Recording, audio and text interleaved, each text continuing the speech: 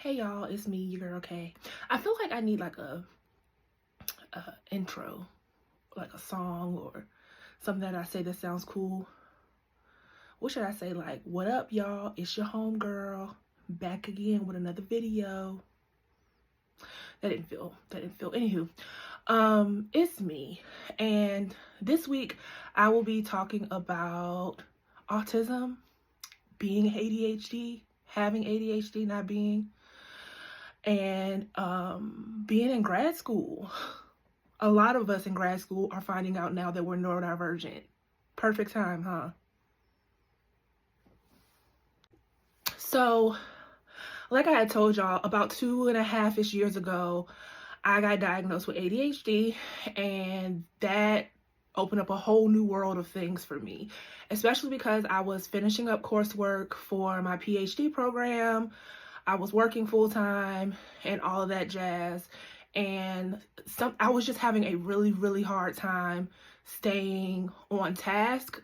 And it just felt like one of the things that stood out to me was like I would be reading a book and it would feel like the words were jumping on the page, like my eyes could not focus on the sentence. And I was like, this is so weird. Like, and I've dealt with it before, but it was exasperated because I was doing so much reading for school, right?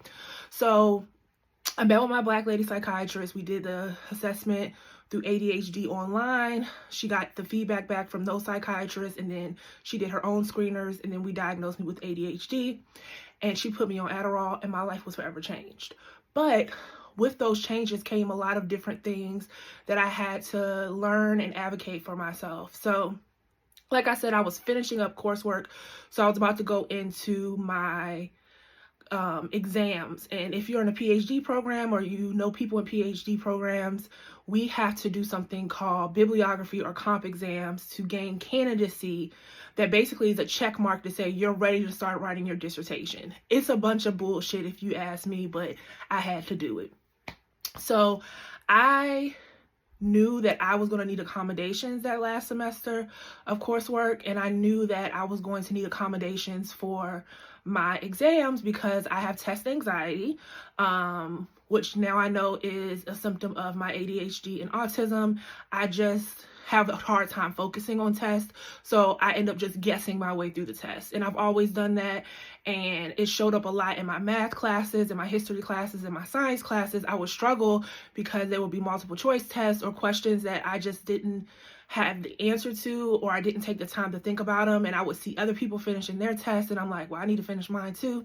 But that's neither here nor there. So the accommodations, I had to get them through my university. So what I did was I went through my university's disability services and I applied for accommodations, and they requested a letter from my psychiatrist basically saying, yes, she needs accommodations. And the accommodations that we decided that I needed was closed captioning on all Zoom videos, class recordings, and extra time on assignments and tests, which really worked out in my favor because usually for comp exams for my program, you have 3 days. I was able to get 5 days. I was able to get 2 extra days, which was really helpful because I would not have been able to complete 2 12-page papers in 3 days. Like, my brain does not work like that. And I understood that. So that was an accommodation that I got. And once I started using like closed captioning on Zoom, it was really easy for me to better understand what was going on. Because for the longest time, I would have a hard time keeping up with the lectures and stuff and trying to take notes. But the closed captioning was really helpful. Being able to go back and rewatch the recorded lectures was really helpful as well. Now they have something on there that we use sometimes at work that is like an AI note taker, and it like takes notes and transcripts of what everyone said during the call, which is helpful for me. I can go back and read those. But those were basically the accommodations that I got for my grad program. And I also had to give myself a longer runway for dissertation writing.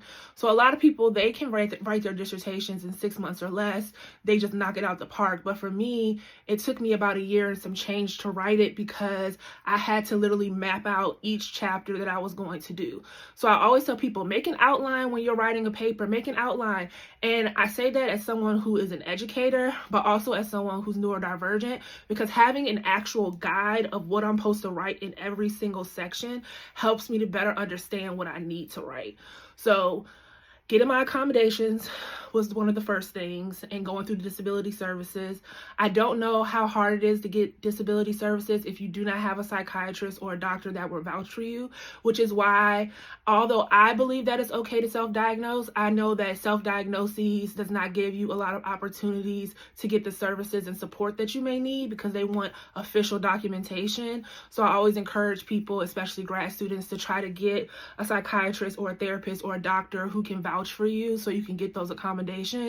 The second thing is creating an outline for everything that I write. That's been really helpful for me during my dissertation. Having a very strict writing schedule and understanding that I work best in the morning. That's when I'm the most alert, and that's when I'm the most active, and that anytime after like 11 or 12 o'clock, I am really just kind of on autopilot, and I don't really think as clearly as I do early in the morning. So allotting that time to do school stuff has been really helpful as well.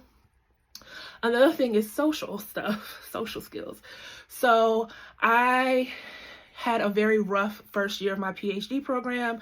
I went into my program really thinking that I was going to create this sisterhood there. And I went in there open-minded, wanting to build relationships with my cohort members and just people in the program, because I had heard about other people doing that in their programs, and you know, being able to be close to their cohort members and stuff, because you all are going through the same things. But for me, I realized that I didn't practice discernment, and I didn't understand social cues, and I didn't pick up on instances where I was experiencing microaggressions and discrimination, and experiencing just overall meanness and like that mean girl type of energy.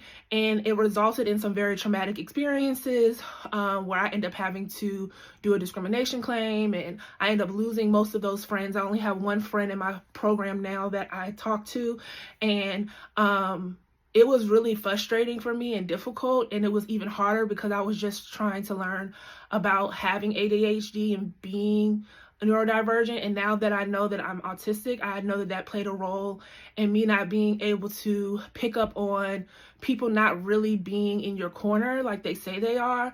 But I got really lucky to meet other people like off of Instagram and Twitter and different like group chats who were nice and who wanted to build community with me. And then I also have like my friends outside of school and my family and stuff who have been really supportive as well. But grad school was really hard for me when it came to relationship building within my program, because I struggled with just the social aspect, and I have really like, I get impulsive thoughts, and I think like some of my jokes didn't go over well, or just my personality or something about me just did not rub people the right way. But instead of them like approaching me and talking to me about it, they kind of just let it build up, and then they kind of just treated me really, really badly in the end. And that really hurt my feelings, because I was trying my hardest to be normal. I was trying my hardest to make friends. And this was the first time in my life where I struggled really hard with making friends and keeping friends. And it made me really question myself as a person, and it really put a damper on my first year experience in my program. So that's really like the basis of my grad program. It's been really difficult, you know, trying to navigate being neurodivergent and getting accommodations and understanding what works for me and what doesn't work for me.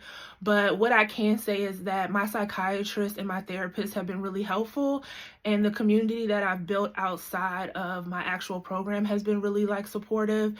And I'm learning a lot through YouTube and like different articles and stuff on how to best support myself and get support for having autism and ADHD in school. And it makes me think a lot about a lot of the struggles that I had growing up in school that I internally dealt with and felt like I couldn't really talk about them to people.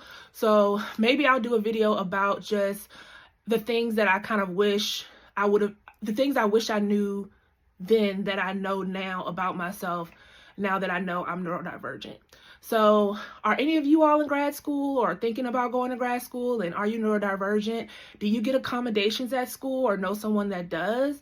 If so, let me know how that process has been for you, and basically how are you handling being neurodivergent in a place like grad school?